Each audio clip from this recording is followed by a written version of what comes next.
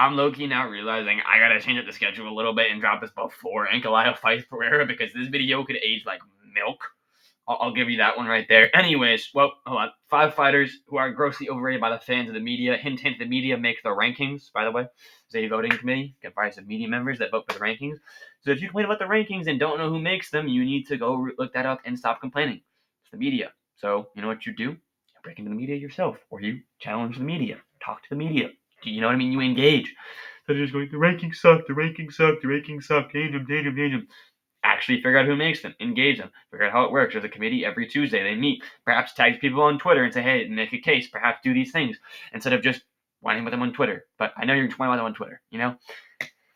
Anyways, 5 active fighters. I already said that. By the way, left side of the thumbnail is a joke. The right side of the thumbnail is true. I do not think Alex Pereira is overrated. We've already done the John Jones video. But anyways, number 1, Magomed Ankalaev. This is a spectrum. So this. The higher you are on the overrated scale means you're overrated by the fan base. The lower you are means you're overrated by the media. It's like a spectrum. Media's on the right, fan base on the left. So think about it as like a spectrum. If I laid these slides out horizontally, you'd see the spectrum. Anyways, Ankalaev, I'd say some nice things about him and some bad things about him. We know how it goes here. He's a good fighter.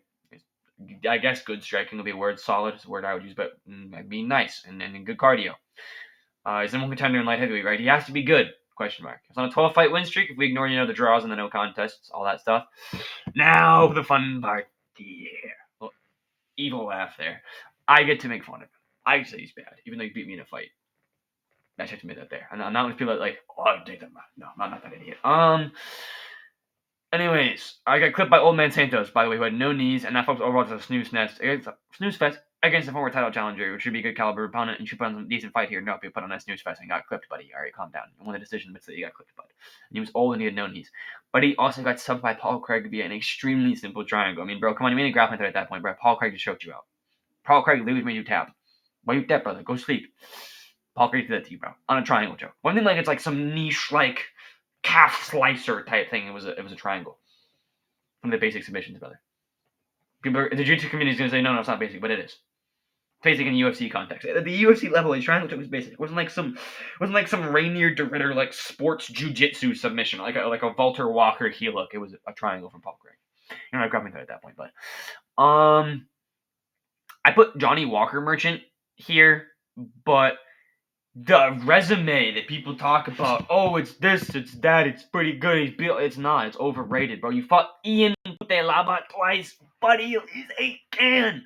He's not even ranked. I saw somebody in the comment section argue that he was ranked caliber, but he is not. Buddy is a tomato can, buddy.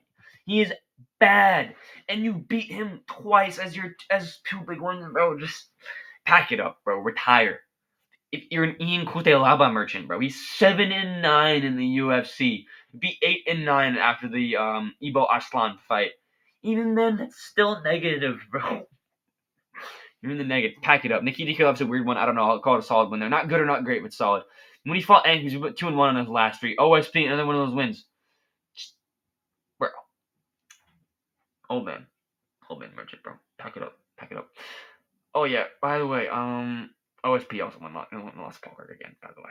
Should say no. And then Ankalaev fought Volkan Ozdemir, right? Solid win. Still not jumping off the page. You're not screaming at me. Not insane. Volkan just loses, bro. It's true. And the aforementioned Santos, solid win. Still isn't jumping at me because we know what happened to Santos after all that crap. Anthony Smith, atrocious win, bro. That's a can, bro. He's lost, 20 fights and 60 fights, he's lost 20 of them, right? If I'm not mistaken, right around there. If running some numbers, bro is a can. Bro is awful. There's no good win there. He's horrendous. No, he's not. He's not even a good gatekeeper. He just loses. He sucks, right? Anthony Smith somehow fluked Vitor Petrone and the entire fan base into thinking he's a good gatekeeper. He's not, bro. And then you essentially DQ Johnny Walker. So you lose Johnny Walker. Basically, it was a DQ. It was intentional. It was not intentional. It was intentional. Okay. And you knock him out in the Apex, which again, get in line, buddy. Everybody's not. Volkan went and knocked him out, bud. Jamal Hill's knocked. Everybody's knocked out Johnny Walker. Get in line, bud. Take a number. Then we have Rakic, who again, he's in this video. A little spoiler. We'll get into why it's a bad win. But yeah, guys beat 0 former champions. He's fought guys with your total cans like Smith and Kutelala are guys who are solid to mid, not or inconsistent in general, like Vulcan and Kirillov, that aren't like great enough to be an all-time. That's gonna be a tough pill for everybody to swallow, but everybody thinks he's Dagestani. You know, he's like, brother, he's from Dagestan, high-level wrestling, brother. 6 months, no phone. He averages less than one takedown per 15 minutes, but 31% accuracy. 31% accuracy is horrendous. It's horrible. Dog crap and the Christian word. You know what's coming there. Anyways, his raw average takedowns, by the way, just like raw, not 15 minutes per fight, is 0.7. No, and he has 0 submissions, by the way. 0. Even Khabib and Islam submit people, buddy. This guy ain't a grappling threat. At any means. Honestly, Pereira by guillotine, buddy. Straight up, I'll say it. Pereira by guillotine. Pereira by arm triangle. Anyways, number 2, Sean O'Malley is probably, in my opinion, the most overrated fighter today. I've hit Ankalaev. It's fun. Because it's hard to argue that he's good. It really is. He's going to talk about the UFC because his name is Magomed Ankalaev and he's from Dagestan. And he only has 1 loss, which is Paul Craig. But he lost to Paul Craig. Paul Craig merchant, bro. Bo Nickel beats Magomed Ankalaev. I'm not apologizing. Just look into it. Anyways, O'Malley is pretty overrated, but I gotta be nice here. You know, he's a good striker, good distance management, very lengthy, got a good kickboxing base, a lot of kickboxing tournaments you won. He's talking about the kickboxing background. You know, he's a former champion of one title defense, and I'm not an outro guy by any means, so I'll concede that one. That's a good win, undeniably. That's an all-time win. I can't argue that one. I can't spin it anyway. I mean, you can spin it the short turnaround, but not really, because Aldo took the fight. I mean, I made that argument, and people just say, well, Aldo didn't care about the turnaround. He made the fight, so sure, fair enough. It's still interesting, isn't it? Yeah. Oh, well, I got him with some of the takedowns there. There's no debate. So the takedowns do knocked him out. And there's no debate there. Anyway, the part where there is debatable, though, horrid resume. Absolutely horrid. Horrendous, bro. Eddie Wineland, washed old man who was 1-2 in his last year at the time.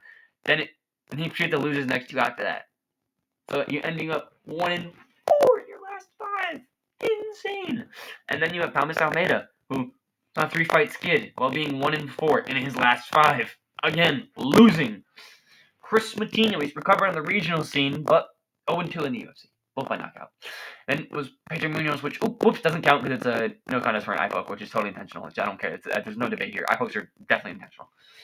In like 99% of cases, they're intentional. No debate. People know. And then you go and rob Petr Yan. Everyone knows it's a robbery, but regardless, you get a next man up matchup, basically. You were like, 11th, and he was like, 2? Title contention. You get a next man up matchup because nobody else wants to fight. That's it. Your whole career is based off of a fluke next man up matchup. Insane. And then, right, you put the barbecue title shot, get a great pass to the belt here. No challenges. And then once you have the belt, you sit out for 203 days. 203 days, waiting to avenge your quote-unquote only loss, except he's only been fighting washed old men and losing to real comp. I mean, Cheeto's last 5 opponents at the time, Davey Grant, old man, Frankie Edgar, old man, Dominic Cruz, old man, Sandhagen, lost, which low-key, being a split decision on paper is weird. It's a robbery in that context. Sandhagen clearly beat him. And then Pedro Munoz, also kind of old. Meanwhile, you have Merab and Sandhagen waiting for a more deserved title. Even at the time, Merab was ready for that title shot, bro. Insane. And then you do get the Merab fight. This is your big guy. It's your big contender. You got to wipe it. Oh, and you lose 4-1. It's 4-1. My dad, who watches probably 3 cards a year, most call it 4-1. It's 4-1. There's no 3-2 close. It's 4-1, bro. It literally is. It's Merab 4-1 O'Malley, bro. You can even argue 5-0 because every round went the same, but like round 5 is like undeniably it's pretty much O'Malley's round. But other than that, loss. Insane. People still think this guy's good, bro. This is in the middle. Now, Desmond Kaiser, one of my fans, and Nick Diaz and Nate Diaz, we put on Instagram. Follow both the pages, by the way. Wanted me to do this one, so I'm doing this one. I feel like Bilal already did all the work for me, but you know what? It's going to be fun, and we're going to do it. This is a middle ground. I think both the media and the fans kind of overrate him, but I think he's in the middle ground because I think Bilal really did all the work for me. We're getting a Bilal video soon, by the way. I have to confess something. I actually do like Bilal. I don't hate Bilal, but I'm not going to glaze him and think he's like the best in the world or anything, but like he's pretty decent. I think he's a little underrated, I'd say. Also because the UFC is ready. Jake Shields talked about it.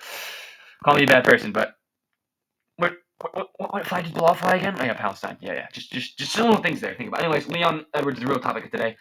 He's a good fighter, I guess. Good striking, high IQ usually.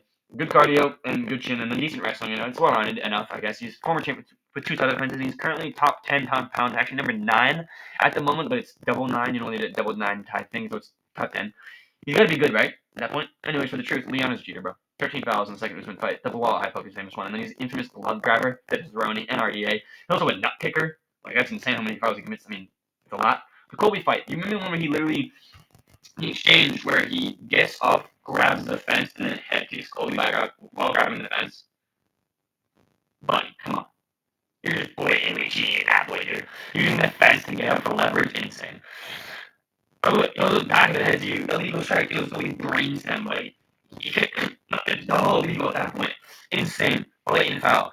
Now, considering this guy's career defining win is a fluke head kick and fight that he was losing, I don't know, man. I need to go do 13 fouls in order to win the rematch. I don't know, man. Now, the overrated resume, right? Look at solid one, I guess. Not necessarily good or bad. Solid. Old man's throwing you bad win.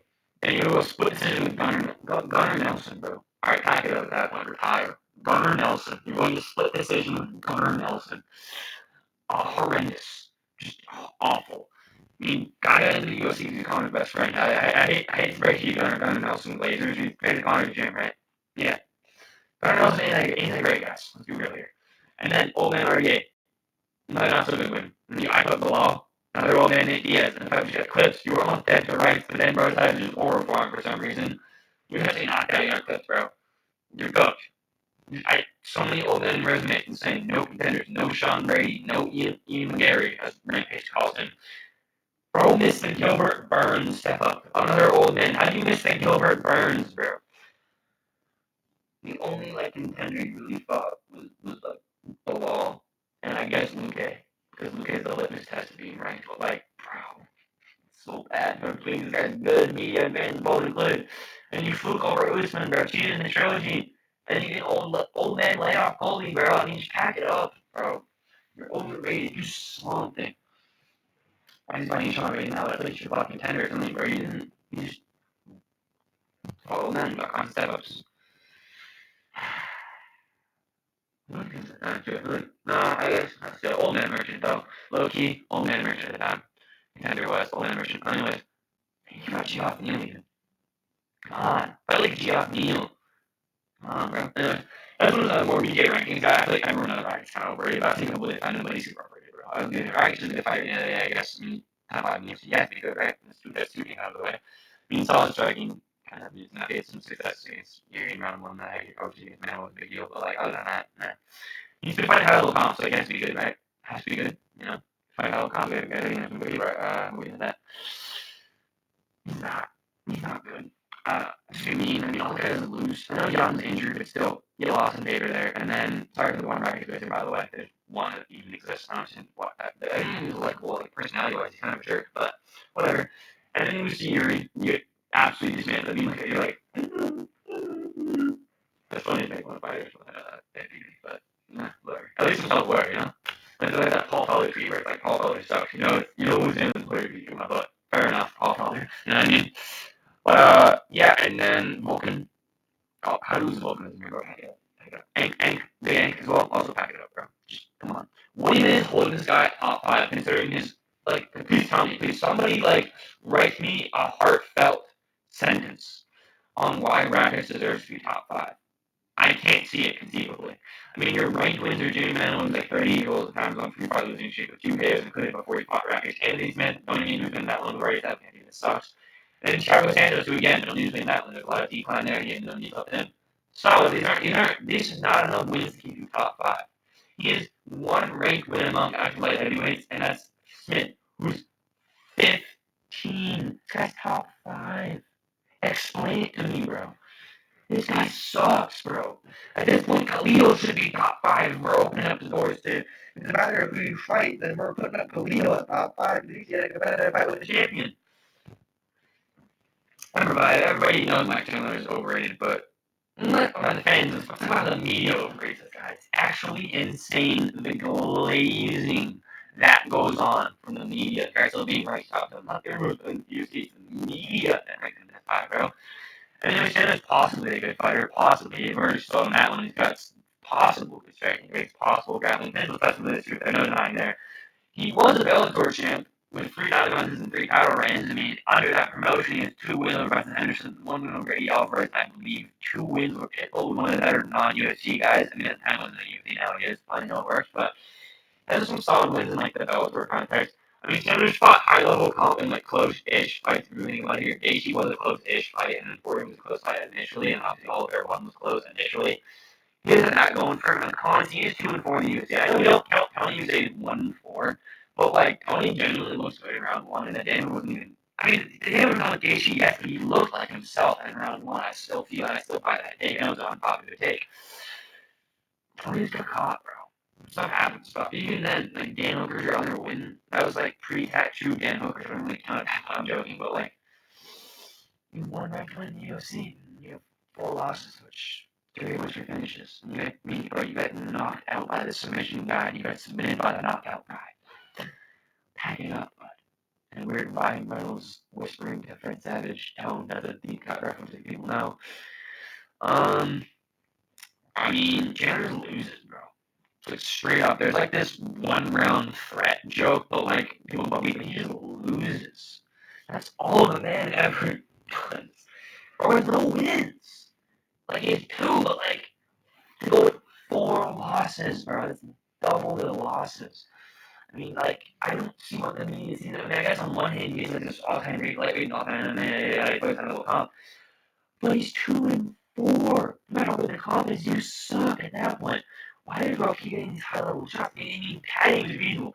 At the time of recording, or writing, this was looking at the arm and chop finish. That was insane. And it's not even Patty's defense, right? Because you lose to Patty, bro. You're cooked, bro. Straight up. I mean, the Friday IQ also strokes. We didn't talk about that because everybody knows about it. Even Carol knows about the Friday IQ. Actually, no. Carol knows about it. Didn't know about it was on. The Connor King fight wasn't. That was people had no idea. But still, his IQ was horrible. They were joking like a horse. The Oliveira thing, bro. And you got clipped by Oliveira running around like a goofball. You get submitted by Dustin Poirier. I'm a Dustin later. People know this, but they get submitted by Dustin Poirier. What did you do, bro? I mean, not like, just what did you do at that point? Anyways, interesting video. I hope you guys enjoyed it. Thanks for watching, and God bless.